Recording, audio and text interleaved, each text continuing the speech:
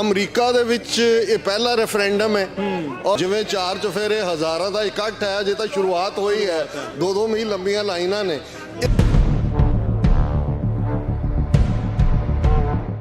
ਇਹ ਭਾਰਤੀ ਹਕੂਮਤ ਦੇ ਇਸ ਪ੍ਰੋਪੇਗੈਂਡੇ ਨੂੰ ਵੀ ਕਿ ਬਾਹਰ ਇਹ ਤਾਂ ਐਵੇਂ ਚੰਦ ਜਿਹੜੇ ਨੇ ਇਹਨਾਂ ਨੇ ਦੁਕਾਨਾਂ ਖੋਲੀਆਂ ਹੋਈਆਂ ਆਪਣਾ ਸੌਦਾ ਵੇਚਣ ਨੂੰ, ਇਸ ਗੱਲ ਨੂੰ ਵੀ ਇਹ ਤੋੜ ਦਿੱਤਾ ਨੇ। ਦੱਸ ਦਿੱਤਾ ਹੈ ਕਿ ਅਮਰੀਕਨ ਸਿਟੀਜ਼ਨਸ਼ਿਪ ਦੀ ਕੀ ਵੈਲਿਊ ਹੈ ਕਿ ਇੱਕ ਸਿਟੀਜ਼ਨ ਜਿਸ ਦਾ ਪਲਾਟ ਅਜੇ ਬਣ ਰਿਹਾ ਸੀ, ਉਹਨਾਂ ਨੇ ਇੰਡੀਆ ਦੇ ਨਾਲ ਪ੍ਰੈਜ਼ੀਡੈਂਟ ਬਾਈਡਨ ਨੇ 26 ਜਨਵਰੀ ਜਾਣ ਤੋਂ ਨਾ ਕਰ ਦਿੱਤੀ। ਉਹ ਪਹਿਲਾਂ ਜਿਵੇਂ ਉਹ ਪੰਜਾਬੀ ਦਾ ਅਖਾਣ ਹੈ ਕਿ ਬੜਕ ਮਾਰੀ ਵੀ ਅਸੀਂ ਸਾਹ ਹੁੰਨੇ ਆ, ਤੇ ਜਦੋਂ ਅਗਲੇ ਨੇ ਦਬਕਾ ਮਾਰਿਆ ਗਊ ਦੇ ਜਾਏ ਜੀ ਬਖਸ਼ ਦਿਓ, ਉਹੀ ਐਟੀਟਿਊਡ ਸਾਹਮਣੇ ਆਇਆ ਕਿ ਜੀ ਰੈਫਰੈਂਡਮ ਨਾਲ ਕੀ ਖਾਲਿਸਤਾਨ ਬਣ ਜਾਏਗਾ, ਕਿਵੇਂ ਹੋਏਗਾ। ਤੇ ਮੇਰਾ ਇਹ ਕਹਿਣਾ ਸੀ ਕਿ ਦੇਖੋ 3 ਕਿਸਮ ਦੇ ਰੈਫਰੈਂਡਮ ਹੁੰਦੇ ਨੇ। ਜਿਹੜਾ ਕਮਿਊਨਿਟੀ ਦਾ ਪ੍ਰੈਸ਼ਰ ਹੈ ਕਿ ਕੱਲ ਨੂੰ ਅਸੀਂ UN ਦੇ ਲੈਵਲ ਦੇ ਉੱਤੇ ਪ੍ਰੈਸ਼ਰ ਬਿਲਡ ਕਰੀਏ ਕਿ ਭਾਈ ਇਹ ਕੌਮ ਆਪਣਾ ਅੱਡ ਮੁਲਕ ਚਾਹੁੰਦੀ ਹੈ, ਸਾਡੇ ਹਿਸਟੋਰੀਕਲ ਰੀਜ਼ਨਸ ਨੇ, ਅਸੀਂ 1849 ਤੱਕ ਇੱਕ ਰਾਜ ਭਾਗ ਦੇ ਮਾਲਕ ਸੀ, 1947 'ਚ ਅਸੀਂ ਤੀਸਰੀ ਧਿਰ ਸੀ, ਔਰ ਪਿਛਲੇ ਆਲਮੋਸਟ 37 ਸਾਲਾਂ 'ਚ 47 ਤੋਂ 84 ਤੱਕ ਅਸੀਂ ਪੀਸਫੁਲੀ ਸਟਰਗਲ ਕੀਤਾ ਹੈ।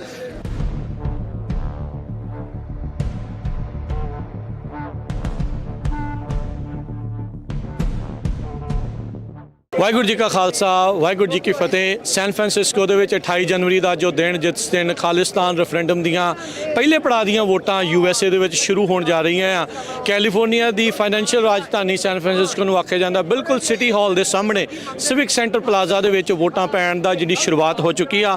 ਆਪਣੇ ਨਾਲ ਡਾਕਟਰ ਅਮਰਜੀਤ ਸਿੰਘ ਜੀ, ਸਿੱਖ ਬੁੱਧੀਜੀਵੀ, ਸਿੱਖ ਹਿਸਟੋਰੀਅਨ, ਉਹ ਆਪਣੇ ਨਾਲ ਜੁੜੇ ਆ। ਡਾਕਟਰ ਸਾਹਿਬ ਵਾਹਿਗੁਰੂ ਜੀ ਕਾ ਖਾਲਸਾ, ਵਾਹਿਗੁਰੂ ਜੀ ਕੀ ਫਤਿਹ। ਹਾਂਜੀ ਭਾਈ ਸਾਹਿਬ, ਤੁਹਾਨੂੰ ਵੀ ਔਰ ਪੰਜਾਬੀ ਰੇਡੀਓ USA ਦੇ ਤਮਾਮ ਸਰੋਤਿਆਂ ਨੂੰ ਔਰ ਦਰਸ਼ਕਾਂ ਨੂੰ ਵੀ ਵਾਹਿਗੁਰੂ ਜੀ ਕਾ ਖਾਲਸਾ, ਵਾਹਿਗੁਰੂ ਜੀ ਕੀ ਫਤਿਹ। ਸੋ ਬੜੇ ਇੰਤਜ਼ਾਰ ਸੀ ਅੱਜ ਦੇ ਇਸ ਦਿਨ ਦਾ। ਡਾਕਟਰ ਅਮਰਜੀਤ ਸਿੰਘ ਜੀ, ਕਿੱਦਾਂ ਲੱਗ ਰਿਹਾ ਹੈ? ਦੇਖੋ, ਅੱਜ ਦਾ ਦਿਨ ਇੱਕ ਇਤਿਹਾਸਕ ਦਿਨ ਹੈ। ਇਤਿਹਾਸਕ ਇਸ ਲਈ, ਇੱਕ ਤਾਂ ਜਿਸ ਥਾਂ ਤੇ ਅਸੀਂ ਖੜੇ ਹਾਂ ਸਿਵਿਕ ਸੈਂਟਰ, ਜਿੱਥੇ ਅੱਜ ਵੋਟਾਂ ਦਾ ਆਗਾਜ਼ ਹੋਇਆ, ਇਹ ਉਹੀ ਥਾਂ ਹੈ ਜਿੱਥੇ 10 ਦਸੰਬਰ 1948 ਨੂੰ 50 ਮੁਲਕਾਂ ਦੇ ਨੁਮਾਇੰਦਿਆਂ ਨੇ ਇਕੱਠੇ ਹੋ ਕੇ UN charter of human rights ਐਲਾਨਿਆ ਸੀ।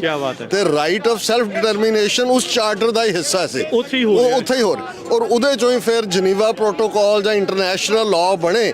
ਸੋ ਇਸ ਮੁਕਾਮ ਦੀ ਵੀ ਅਹਿਮੀਅਤ ਹੈ ਸਿਵਿਕ ਸੈਂਟਰ 'ਚ ਹੋਣਾ।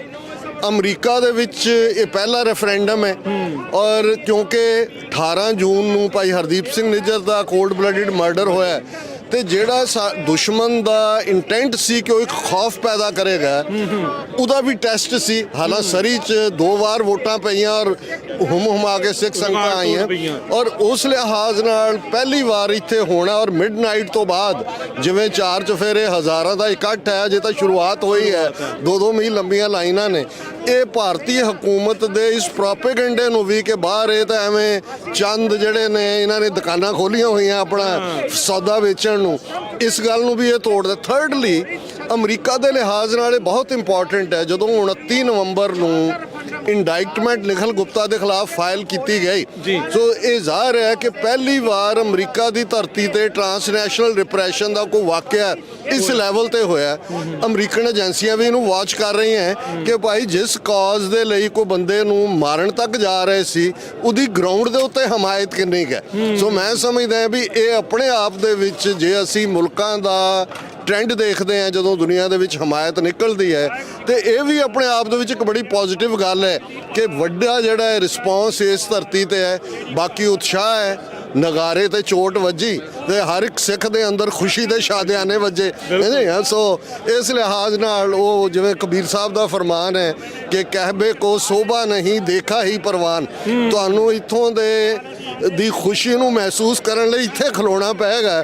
ਬਾਕੀ ਤਾਂ ਤੁਸੀਂ ਰੇਡੀਓ ਵੇਵਜ਼ ਜਾਂ TV ਵੇਵਜ਼ ਰਾਹੀਂ ਮਹਿਸੂਸ ਕਰ ਸਕਦੇ ਹੋ, ਪਰ ਜੋ ਇੱਥੇ ਆ ਕੇ ਬਿਲਕੁਲ ਜਿਹੜੇ ਅਜੇ ਵੀ ਦੇਖ ਰਹੇ ਆ, ਅਜੇ ਤੁਸੀਂ ਦੇਖ ਰਹੇ ਆ, ਤੇ ਆਓ ਸ਼ਾਮ ਦੇ 5 ਵਜੇ ਤੱਕ ਵੋਟਾਂ ਜਿਹੜੀਆਂ ਉਹ ਪੈਣੀਆਂ ਆ ਐਤਵਾਰ ਦੇ ਦਿਨ। ਤੇ ਡਾਕਟਰ ਸਾਹਿਬ, ਤੁਸੀਂ ਜਨੇਵਾ ਦੀ ਹਿਊਮਨ ਰਾਈਟਸ ਦੀ ਉਹ ਸਾਰੀਆਂ ਆਪਾਂ ਜਿਹੜੀਆਂ ਉਹ ਗੱਲਾਂ ਕੀਤੀਆਂ, ਇੰਡਾਈਟਮੈਂਟ ਹੋਈ ਨਿਖਿਲ ਗੁਪਤਾ ਦੀ, ਪੰਨੂ ਜਿਹੜੇ ਸਿੱਖ ਫॉर ਜਸਟਿਸ ਦੇ ਲੀਗਲ ਕਾਉਂਸਲ ਉਹਨਾਂ ਨੂੰ ਮਾਰਨ ਦੀ ਸੁਪਾਰੀ ਦਿੱਤੀ ਜਾਂਦੀ ਆ, ਉਹ ਬੰਦਾ ਫਸਦਾ ਆ। ਫਿਰ FBI ਕੁਛ ਦਿਨ ਪਹਿਲਾਂ ਹੀ ਇਹ ਇੱਕ ਜਿਹੜਾ ਆਡੀਓ ਮੈਸੇਜ ਉਹਨਾਂ ਦਾ ਆਉਂਦਾ ਆ ਵੀ ਭਾਈ ਤੁਹਾਨੂੰ ਕਿਸੇ ਵੀ ਤਰੀਕੇ ਦੇ ਨਾਲ ਕੋਈ ਡਰ ਪਾਉਣ ਦਾ ਭੈ ਕਰਦਾ ਆ, ਕਿਉਂਕਿ ਆਪਾਂ ਅਕਸਰ ਦੇਖਦੇ ਹਾਂ ਲੋਕਾਂ ਨੂੰ ਕਹਿੰਦੇ ਉੱਥੇ ਆ ਕੇ ਗੱਲ ਕਰੋ ਵੀ ਉੱਥੇ ਆ ਕੇ ਗੱਲ ਕਰੋ, ਜਿਹੜੇ ਹੁਣ ਇੱਥੇ ਗੱਲ ਕਰ ਰਹੇ ਆ ਉਹਨਾਂ ਦਾ ਉਹਦਾ ਕੋਈ ਜਵਾਬ ਨਹੀਂ ਹੁੰਦਾ। ਦੇਖੋ, ਜਦੋਂ 18 ਜੂਨ ਨੂੰ ਹਰਦੀਪ ਸਿੰਘ ਨਿੱਜਰ ਦਾ ਮਰਡਰ ਹੁੰਦਾ ਹੈ, 22 ਜੂਨ ਨੂੰ ਪ੍ਰੈਜ਼ੀਡੈਂਟ ਬਾਈਡਨ ਔਰ ਮੋਦੀ ਦੀ ਮੀਟਿੰਗ ਸੀ ਵਾਈਟ ਹਾਊਸ 'ਚ, ਔਰ ਅਸੀਂ ਪ੍ਰੋਟੈਸਟ ਕਰਕੇ ਬਾਹਰ ਨਿਕਲ ਰਹੇ ਸੀ ਜਦੋਂ ਕਿ FBI ਦੇ ਸਟੇਸ਼ਨ ਡਾਇਰੈਕਟਰ ਦੀ ਮੈਨੂੰ ਕਾਲ ਆਈ, ਕਿਉਂਕਿ ਮੈਂ ਹਰਦੀਪ ਸਿੰਘ ਨਿੱਜਰ ਦੇ ਭੋਗ ਤੇ ਜਾਣਾ ਸੀ, ਉਹਨਾਂ ਦੀ ਅੰਤਮ ਅਰਦਾਸ ਤੇ। ਉਹਨਾਂ ਨੇ ਟਰੈਵਲ ਫੋਰਬਿਡ ਕੀਤਾ ਔਰ ਉਹਨਾਂ ਤੋਂ ਬਾਅਦ ਆਲਮੋਸਟ ਸਾਡੀਆਂ 2 ਮੀਟਿੰਗਸ ਉਹਨਾਂ ਦੇ ਨਾਲ ਹੋਈਆਂ ਔਰ ਲੇਟਰ ਔਨ ਸਾਨੂੰ ਪਤਾ ਲੱਗਾ ਕਿ 1 ਦਰਜਨ ਦੇ ਲਗਭਗ ਅਮਰੀਕਾ ਦੇ ਵਿੱਚ ਹੋਰ ਵੀ ਡਿਫਰੈਂਟ ਐਕਟਿਵਿਸਟ ਨੇ ਜਿਨ੍ਹਾਂ ਨੂੰ ਇਸ ਕਿਸਮ ਦੀ ਵਾਰਨਿੰਗ ਦਿੱਤੀ ਗਈ। ਸੋ ਜ਼ਾਹਿਰ ਹੈ ਕਿ ਜਿਹੜੀ ਉਹਨਾਂ ਦੀ ਕਿਲਿੰਗ ਸਪਰੀ ਸੀ ਸ਼ੁਰੂ ਸੀ, ਉਹ UK 'ਚ ਅਵਤਾਰ ਸਿੰਘ ਖੰਡਾ ਕੈਮੀਕਲ ਵੈਪਨ ਨਾਲ, ਮਈ ਮਹੀਨੇ 'ਚ ਭਾਈ ਪਰਮਜੀਤ ਸਿੰਘ ਪੰਜਵੜ ਲਾਹੌਰ 'ਚ, ਕੈਨੇਡਾ 'ਚ ਫਿਰ ਗੁਰਪਤਵੰਤ ਸਿੰਘ ਪੰਨੂ ਮਰਡਰ ਪਲਾਟ ਜਿਹਨੂੰ ਕਿਹਾ ਗਿਆ ਇੱਥੇ ਸੀ। ਸੋ ਅਸੀਂ ਇਹ ਦੇਖ ਰਹੇ ਸੀ ਕਿ ਵੀ FBI ਮਹਿਜ਼ ਮੀਟਿੰਗਾਂ ਕਰਕੇ ਹੀ ਗੱਲ ਛੱਡਣ ਵਾਲੀ ਹੈ ਕਿ ਇਸ ਗੱਲ ਨੂੰ ਅੱਗੇ ਤੋਰੇਗੀ। ਸਾਡੀ ਹੋਪ ਹੋਰ ਵੀ ਬਣੀ ਜਦੋਂ ਕਿ FBI ਔਰ 5-6 ਹੋਰ ਏਜੰਸੀਜ਼ ਨੇ ਇੱਕ ਪੂਰੇ ਡੈਲੀਗੇਸ਼ਨ ਦੇ ਨਾਲ ਸਾਡੇ ਮੁਲਾਕਾਤ ਕੀਤੀ, 2 ਘੰਟੇ ਤੱਕ DC 'ਚ ਚੱਲੀ। ਔਰ ਇਹ ਜਿਹੜੀ ਲੇਟੈਸਟ FBI ਦੀ ਐਡਵਾਈਜ਼ਰੀ ਪੰਜਾਬੀ ਜ਼ਬਾਨ 'ਚ ਆਫੀਸ਼ੀਅਲ ਦੇ ਤੌਰ ਦੇ ਉੱਤੇ ਆਈ ਹੈ, ਜਿਹੜੀ ਅੱਡ-ਅੱਡ ਚੈਨਲਸ ਤੇ ਚੱਲ ਰਹੀ ਹੈ, ਇਸ ਤੋਂ ਅਸੀਂ ਐਪਰੀਸ਼ੀਏਟ ਕਰਦੇ ਹਾਂ ਕਿ ਭਾਈ ਅਮਰੀਕਾ ਨੇ ਦੱਸ ਦਿੱਤਾ ਹੈ ਕਿ ਅਮਰੀਕਨ ਸਿਟੀਜ਼ਨਸ਼ਿਪ ਦੀ ਕੀ ਵੈਲਿਊ ਹੈ, ਕਿ ਇੱਕ ਸਿਟੀਜ਼ਨ ਜਿਸ ਦਾ ਪਲਾਟ ਅਜੇ ਬਣ ਰਿਹਾ ਸੀ, ਉਹਨਾਂ ਨੇ ਇੰਡੀਆ ਦੇ ਨਾਲ ਪ੍ਰੈਜ਼ੀਡੈਂਟ ਬਾਈਡਨ ਨੇ 26 ਜਨਵਰੀ ਜਾਣ ਤੋਂ ਨਾ ਕਰ ਦਿੱਤੀ। ਔਰ ਇਹਨਾਂ 29 ਨਵੰਬਰ ਤੋਂ ਹੁਣ ਤੱਕ FBI head, national security adviser, ਇਹਨਾਂ ਦੀਆਂ ਕਿੰਨੀਆਂ ਏਜੰਸੀਆਂ ਦੇ ਹੈਡ ਇੰਡੀਆ ਦੇ ਵਿੱਚ ਗਏ ਨੇ ਉਹਨਾਂ ਨੂੰ ਦੱਸਣ ਦੇ ਲਈ ਕਿ ਭਾਈ ਕਰੋ। ਔਰ ਨਿਖਲ ਗੁਪਤਾ ਉਹਦੀ ਤਾਂ ਡੋਲੀ ਤੁਰਨੀ ਵਾਲੀ ਹੈ ਚੈੱਕ ਰਿਪਬਲਿਕ ਤੋਂ, ਉਹ ਅਸੀਂ ਇੰਤਜ਼ਾਰ ਕਰ ਸੋ ਉਹ ਅਮਰੀਕਾ ਦੀ ਜੁਡੀਸ਼ਰੀ ਦਾ ਵੀ ਅਸੀਂ ਦੇਖਾਂਗੇ ਕਿ ਜਦੋਂ ਕੇਸ ਟ੍ਰਾਇਲ ਦੇ ਵਿੱਚ ਜਾਂਦਾ ਹੈ। ਪਰ ਅਸੀਂ ਹਾਈਲੀ ਐਪਰੀਸ਼ੀਏਟ ਕਰਦੇ ਹਾਂ FBI ਦੇ ਐਡਮਿਨਿਸਟ੍ਰੇਸ਼ਨ ਨੂੰ ਔਰ ਜਿਨ੍ਹਾਂ ਨੇ ਵੀ ਇਸ ਦੇ ਲਈ ਕੰਮ ਕੀਤਾ। ਇਹ ਨਹੀਂ ਹੈ ਕਿ we all of a sudden ਹੁੰਦਾ, ਜਿਹੜੇ ਸਿੱਖ ਐਕਟਿਵਿਸਟ ਬਿਹਾਈਂਡ ਰਹਿ ਕੇ ਕੰਮ ਕਰ ਰਹੇ ਨੇ, ਕਿਉਂਕਿ ਇਹਦੇ ਨਾਲ 2 ਮੈਸੇਜ ਗਏ ਨੇ। ਇੱਕ ਤਾਂ ਕਿ ਸਿੱਖ ਲਾਈਵਸ ਮੈਟਰ, ਬਿਲਕੁਲ ਜੀ, ਔਰ ਇਹ ਮੈਸੇਜ ਬੜਾ ਜ਼ਰੂਰੀ ਸੀ। ਸੈਕੰਡਲੀ, ਇੰਡੀਅਨ ਸਿਸਟਮ ਜੇ ਉਹਨਾਂ ਦਾ ਇਹ ਕੋਵਰਟ ਆਪਰੇਸ਼ਨ ਅਨਮਾਸਕ ਹੋਇਆ ਤੇ ਅੱਗੋਂ ਹੱਥ ਪਾਉਣ ਤੋਂ ਪਹਿਲਾਂ ਉਹ ਦੇਖਣਗੇ ਕਿ ਵੀ ਆਰ ਬੀਇੰਗ ਵਾਚਡ। ਸੋ ਅਸੀਂ FBI ਦੇ ਸ਼ੁਕਰਗੁਜ਼ਾਰ ਹਾਂ ਕਿ ਉਹਨਾਂ ਨੇ ਪੰਜਾਬੀ ਜ਼ਬਾਨ ਦੇ ਵਿੱਚ ਇਹ ਐਡਵਰਟਾਈਜ਼ਮੈਂਟ ਵੀ ਦਿੱਤੀ ਔਰ ਆਲਰੇਡੀ 1-800 ਨੰਬਰ ਹੈ ਜਿਹਦੇ ਥੱਲੇ ਕੋਈ ਵੀ ਜਿਹੜਾ ਹੈ ਉਹ ਦੱਸ ਸਕਦਾ ਜੀ। ਬਿਲਕੁਲ। ਸੋ ਟ੍ਰਾਂਸਨੈਸ਼ਨਲ ਰਿਪਰੈਸ਼ਨ ਦੇ ਬਾਰੇ ਉਹਨਾਂ ਨੇ 5-6 ਪੁਆਇੰਟ ਜਿਹੜੇ ਉਹ ਦੱਸੇ ਆ, ਉਹ ਆਪਾਂ ਪਹਿਲਾਂ ਵੀ ਪ੍ਰੋਗਰਾਮ ਕੀਤਾ ਸੀ, ਉਹਦੇ ਵਿੱਚ ਆਪਾਂ ਸਾਰਾ ਕੁਝ ਜਾਣਕਾਰੀ ਦਿੱਤੀ ਕਿਹੜੀ ਆਉਂਦੀ ਆ। ਹੁਣ ਲੇਟੈਸਟ ਖਬਰ ਡਾਕਟਰ ਸਾਹਿਬ ਇੱਕ ਇਹ ਵੀ ਆਈ ਆ, ਕੈਨੇਡਾ ਹੁਣ ਇਹ ਕਹਿ ਰਿਹਾ ਵੀ ਭਾਰਤ ਹੁਣ ਜਿਹੜਾ ਭਾਈ ਨਿੱਜਰ ਹੁਣਾਂ ਦੇ ਕਤਲ ਦੇ ਮਾਮਲੇ ਵਿੱਚ ਸਾਥ ਦੇਣਾ ਸ਼ੁਰੂ ਕਰ ਰਿਹਾ। ਪਹਿਲਾਂ ਬੜੇ ਬਗਲਾਹਟ 'ਚ ਪੱਟ ਨੂੰ ਥਾਪੀਆਂ ਮਾਰਦੇ ਸੀ, ਸਬਮਰੀਨ ਘੱਲ ਦਾਂਗੇ, ਇਹ ਕਰ ਦਾਂਗੇ, ਉਹ ਕਰ ਦਾਂਗੇ, ਹੁਣ ਗੋਡੇ ਵੀ ਲੱਗ ਗਏ ਉਹਨਾਂ ਦੇ। ਦੇਖੋ, ਜੋਡੀ ਥਾਮਸਨ ਉਹਨੇ 35 ਸਾਲ ਸਰਵ ਕੀਤਾ ਹੈ ਕੈਨੇਡਾ 'ਚ, ਨੈਸ਼ਨਲ ਸਿਕਿਉਰਿਟੀ ਐਡਵਾਈਜ਼ਰ। 2 ਸਾਲ ਪਹਿਲਾਂ ਜਨਵਰੀ ਦੇ ਮਹੀਨੇ ਦੇ ਵਿੱਚ ਉਹਨੂੰ ਥਾਪਿਆ ਸੀ ਜਸਟਿਨ ਟਰੂਡੋ ਨੇ। ਔਰ ਜੋਡੀ ਥਾਮਸ 26 ਜਨਵਰੀ ਲਾਸਟ ਡੇ ਸੀ ਜਦੋਂ ਉਹਦੀ ਰਿਟਾਇਰਮੈਂਟ ਹੋਈ ਹੈ। ਔਰ ਰਿਟਾਇਰਮੈਂਟ ਤੋਂ ਪਹਿਲਾਂ ਉਹਨੇ ਇੱਕ ਇੰਟਰਵਿਊ ਜਿਹੜਾ ਕਿ ਕੈਨੇਡਾ ਦੇ ਪ੍ਰਮੁੱਖ ਚੈਨਲ ਨੂੰ ਦਿੱਤਾ ਹੈ, ਜਿਹਦੇ 'ਚ ਉਹਨਾਂ ਨੇ ਕਿਹਾ ਕਿ ਵੀ India now is cooperating with Canada. So ਅਸੀਂ ਸਮਝਦੇ ਹਾਂ ਕਿ ਵੀ ਉਹ ਪਹਿਲਾਂ ਜਿਵੇਂ ਉਹ ਪੰਜਾਬੀ ਦਾ ਅਖਾਣ ਹੈ ਕਿ ਬੜਕ ਮਾਰੀ ਵੀ ਅਸੀਂ ਸਾਹ ਹੁੰਨੇ ਆ, ਤੇ ਜਦੋਂ ਅਗਲੇ ਨੇ ਦਬਕਾ ਮਾਰਿਆ ਗਊ ਦੇ ਜਾਏ ਜੀ ਬਖਸ਼ ਦਿਓ, ਉਹੀ ਐਟੀਟਿਊਡ ਸਾਹਮਣੇ ਆਇਆ। ਸੋ ਅਸੀਂ ਹੋਪ ਕਰਦੇ ਹਾਂ ਕਿ RCMP ਬਹੁਤ ਜਲਦੀ ਅਰੈਸਟ ਕਰੇਗੀ ਜਿਹੜੇ ਉਹਦੇ 'ਚ ਔਰ ਟ੍ਰਾਇਲਸ ਨੂੰ ਉੱਥੋਂ ਵਾਲੇ ਨੂੰ ਵੀ ਔਰ ਨਿਖਲ ਗੁਪਤੇ ਵਾਲੇ ਨੂੰ ਵੀ ਅਸੀਂ ਬੜਾ ਕਲੋਜ਼ਲੀ ਵਾਚ ਕਰ ਰਹੇ ਹਾਂ। ਪਰ ਅਸੀਂ ਜਸਟਿਨ ਟਰੂਡੋ ਨੂੰ ਐਡਮਾਇਰ ਕਰਦੇ ਹਾਂ ਕਿ 18 ਸਤੰਬਰ ਨੂੰ ਜਦੋਂ ਉਹਨਾਂ ਨੇ ਕੈਨੇਡੀਅਨ ਪਾਰਲੀਮੈਂਟ 'ਚ ਇੰਕਸ਼ਾਫ ਕੀਤਾ, ਠੀਕ 3 ਮਹੀਨੇ ਬਾਅਦ, ਜੂਨ ਤੋਂ ਸਤੰਬਰ ਤੱਕ ਦੀ ਵਿੰਡੋ 'ਚ ਜੋਡੀ ਥਾਮਸ 3 ਵਾਰ ਇੰਡੀਆ ਗਈ, national security advisor Ajit Doval ਨਾਲ ਵੀ, ਦਿਨਕਰ ਗੁਪਤਾ ਨਾਲ ਵੀ, ਦੂਜੇ ਵੀ, ਲੇਕਿਨ ਉਹਨਾਂ ਦੀ ਕੋਆਪਰੇਸ਼ਨ ਨਹੀਂ ਸੀ। ਹੁਣ ਚਲੋ ਦੇਰ ਆਏ ਤਾਂ ਦਰੁਸਤ ਆਏ, ਲੈਟ ਵੀ ਸੀ ਕਿ ਵੀ ਵੱਡੇ ਭਾਈ ਦਾ ਜਦੋਂ ਸਿਰ ਤੇ ਹੱਥ ਹੁੰਦਾ ਅਮਰੀਕਾ ਵੀ ਪੂਰਾ ਸਪੋਰਟ ਕਰ ਰਿਹਾ ਤੇ ਉਹਦੇ ਨਾਲ ਬਹੁਤ ਫਰਕ ਜਿਹੜਾ ਉਹ ਪੈ ਰਿਹਾ ਆ। ਸੋ ਬਾਕੀ ਅਜੇ ਵੀ ਕਈ ਜਣੇ ਲੋਕ ਡਾਕਟਰ ਸਾਹਿਬ ਜਿੱਦਾਂ ਰੈਫਰੈਂਡਮ ਦੀ ਵੋਟ ਨੂੰ ਲੈ ਕੇ ਕਈਆਂ ਦੇ ਮਨਾਂ 'ਚ ਸ਼ੰਕੇ ਆ, ਡਰ ਆ, ਉਹਨਾਂ ਨੂੰ ਕੀ ਤੁਸੀਂ ਕਹਿਣਾ ਚਾਹੁੰਦੇ ਹੋ? ਨਹੀਂ ਦੇਖੋ, ਇੱਕ ਗੱਲ ਅਸੀਂ ਇਹ ਕਹਿ ਦੇਣਾ ਚਾਹੁੰਦੇ ਹਾਂ। ਅੱਜ ਵੀ ਮੇਰੇ ਤੋਂ ਵੀ ਕੁਝ ਵੀਰ ਪੁੱਛ ਰਹੇ ਸੀ ਕਿ ਜੀ ਰੈਫਰੈਂਡਮ ਨਾਲ ਕੀ ਖਾਲਿਸਤਾਨ ਬਣ ਜਾਏਗਾ, ਕਿਵੇਂ ਹੋਏਗਾ। ਤੇ ਮੇਰਾ ਇਹ ਕਹਿਣਾ ਸੀ ਕਿ ਦੇਖੋ, 3 ਕਿਸਮ ਦੇ ਰੈਫਰੈਂਡਮ ਹੁੰਦੇ ਨੇ।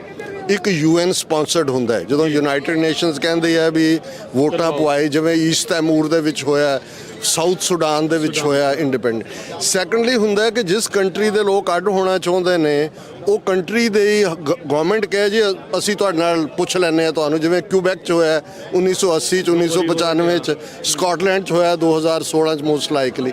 ਥਰਡਲੀ ਜਿਹੜਾ ਨਾਨ ਬਾਈਂਡਿੰਗ ਹੈ, ਜਿਹੜਾ ਕਮਿਊਨਿਟੀ ਦਾ ਪ੍ਰੈਸ਼ਰ ਹੈ ਕਿ ਕੱਲ ਨੂੰ ਅਸੀਂ UN ਦੇ ਲੈਵਲ ਦੇ ਉੱਤੇ ਪ੍ਰੈਸ਼ਰ ਬਿਲਡ ਕਰੀਏ ਕਿ ਭਾਈ ਇਹ ਕੌਮ ਆਪਣਾ ਅੱਡ ਮੁਲਕ ਚਾਹੁੰਦੀ ਹੈ।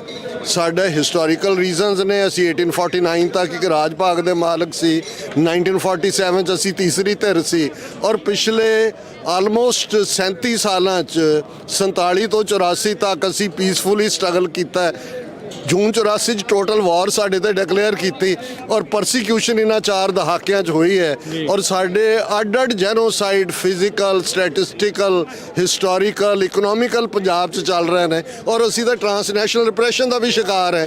ਇਸ ਲਈ ਕੌਮ ਆਪਣਾ ਰਿਜ਼ੋਲਵ ਦੇ ਰਹੀ ਹੈ, UN ਨੂੰ ਕਹਿ ਰਹੀ ਹੈ ਕਿ ਭਾਈ ਇੰਟਰਵੀਨ ਕਰੋ, ਇੰਡੀਆ ਨੂੰ ਅਕਾਊਂਟੇਬਲ ਬਣਾਓ, ਔਰ ਉਸ ਧਰਤੀ ਦੇ ਉੱਤੇ ਰੈਫਰੈਂਡਮ ਕਰੋ। ਸੋ ਮੇਰਾ ਖਿਆਲ ਹੈ ਵੀ ਇਸ ਨੂੰ ਜਿਹੜਾ ਵਿਰੋਧ ਕਰਨਾ ਨਹੀਂ ਬਣਦਾ, ਕਿਉਂਕਿ ਮੇਰਾ ਹਮੇਸ਼ਾ ਇਹ ਕਹਿਣਾ ਹੁੰਦਾ ਕਿ ਇਹ well within the ambit of UN charter ਹੈ, well within the international law ਹੈ।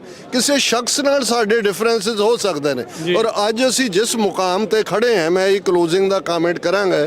ਜਿਵੇਂ ਸਰ ਜੱਸਾ ਸਿੰਘ ਆਹਲੂਵਾਲੀਆ ਨੇ ਵੱਡੇ ਘੱਲੂਘਾਰੇ ਵੇਲੇ, ਜੋ ਹਾਲਾਂਕਿ 12 ਮਿਸਲਾਂ ਉਦੋਂ ਕਾਇਮ ਸਨ ਔਰ ਆਪਸ 'ਚ ਖੈਬੜਦੇ ਵੀ ਸੀ, ਤੇ ਉਹਨਾਂ ਨੇ ਮੈਸੇਜ ਦਿੱਤਾ ਸੀ ਕਿ ਮਿਸਲ ਵੰਡ ਅਬ ਕਬਹੂ ਨਾ ਪਾਓ, ਰਲ ਮਿਲ ਕੇ ਪੰਥ ਬਚਾਓ। ਸੋ ਮੈਂ ਸਮਝਦਾ ਵੀ ਅੱਜ ਸਾਨੂੰ ਔਰ ਅਦਰਵਾਈਜ਼ ਜਿਵੇਂ ਫਰੈਂਕਲਿਨ ਨੇ ਕਿਹਾ ਸੀ, ਅਮਰੀਕਾ ਦਾ ਵੱਡਾ ਥਿੰਕਰ ਹੋਇਆ, ਕਿ we all should hang together, otherwise we will be hanged separately. Thank you, ਬਹੁਤ ਧੰਨਵਾਦ ਜੀ, ਬਹੁਤ ਮਿਹਰਬਾਨੀ। ਇਹ ਸਨ ਡਾਕਟਰ ਅਮਰਜੀਤ ਸਿੰਘ ਜੀ, ਜਿਨ੍ਹਾਂ ਨੇ ਆਪਣੇ ਵਿਚਾਰ ਸਾਂਝੇ ਕੀਤੇ। ਲਗਾਤਾਰ ਕਵਰੇਜ ਪੰਜਾਬੀ ਰੇਡੀਓ USA ਦੇ ਉੱਤੇ ਇੱਦਾਂ ਹੀ ਚੱਲ